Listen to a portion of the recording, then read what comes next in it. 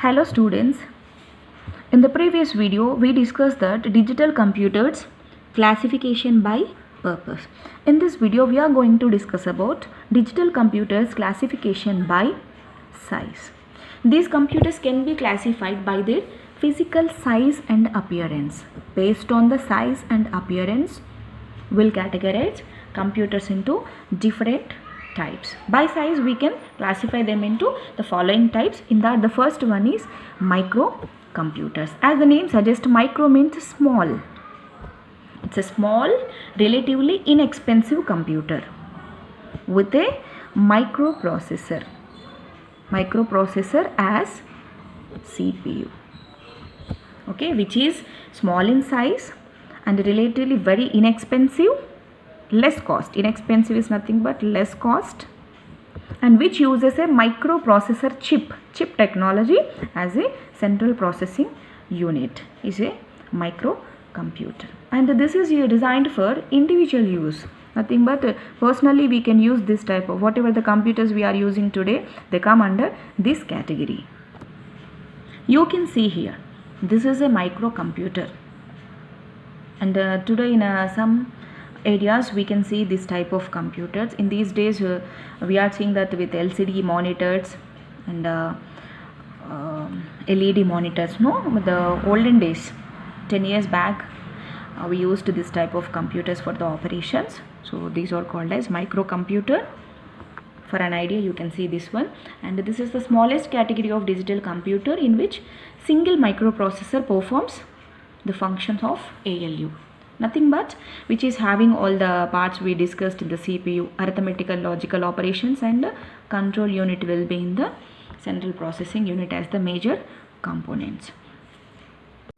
And in this microcomputers, microprocessor which is used for processing the data is connected with primary memory. RAM and ROM are treated as primary memory, no, random accessing memory, and the read-only memory. These two are primary memories. The microprocessor is connected to this primary memories and input, output, and secondary storage devices, which is having major components.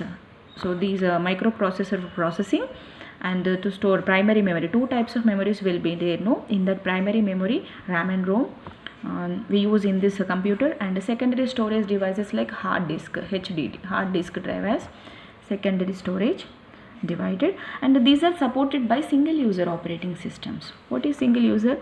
At a time a single user can operate the computer, and operating system is the backbone of a computer which takes care of all the software and hardware of a particular computer. And home computers and personal computers are the examples of these, because we used, and nowadays some are using, but these are outdated, no, we are using in this place a smart LED and LCD monitors, and remaining you can see we are also using the same keyboard and mouse, speakers, you can see CPU. Some advancements in the technology, but nowadays also we are using this type of. This is about microcomputers. And the second one, mini computers. As the name suggests, mini is nothing but smaller in size compared to micro also. So these are the general purpose computers which are more expensive than the microcomputers, and these use a 16-bit or 32-bit microprocessors as their main CPU. And here you can remember Intel are the names of the processors which are used in mini computers. Pentium are some processors of these computers. You can see here the to understand or just to assume how it will be mini computer. And the capabilities of these computers lie somewhat between the mainframes and personal computers. Same like personal computers, but small in size and fast processing speed, and multiple input output devices can be supported by them, and contain less memory and processing capabilities than a mainframe. We are saying no that these are having the two capabilities of lie between mainframes and personal computers. So compared to the performance, these are more than personal computers, but somewhat less than mainframes which are used for specific purpose, mainframe computers. So that contain less memory compared to mainframe, but a better performance compared to the personal computers.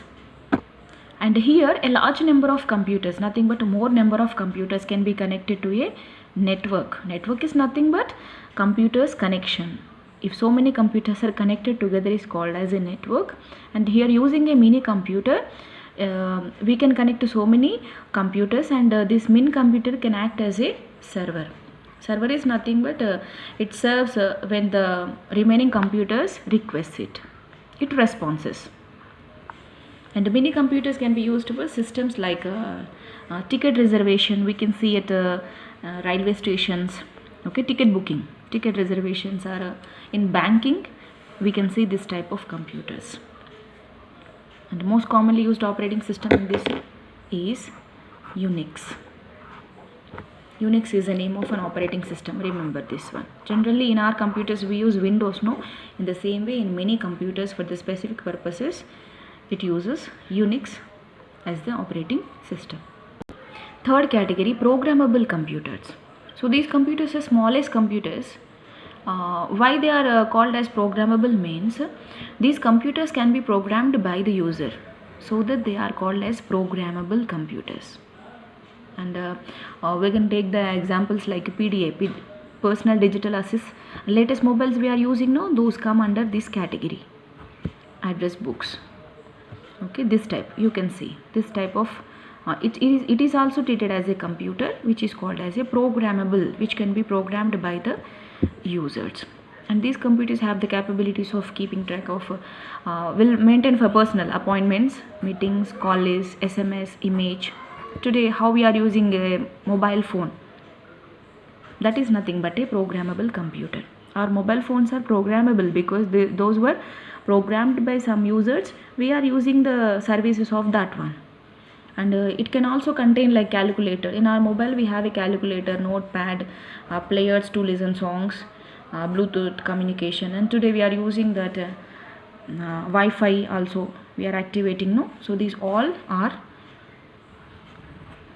which contain in the programmable computers.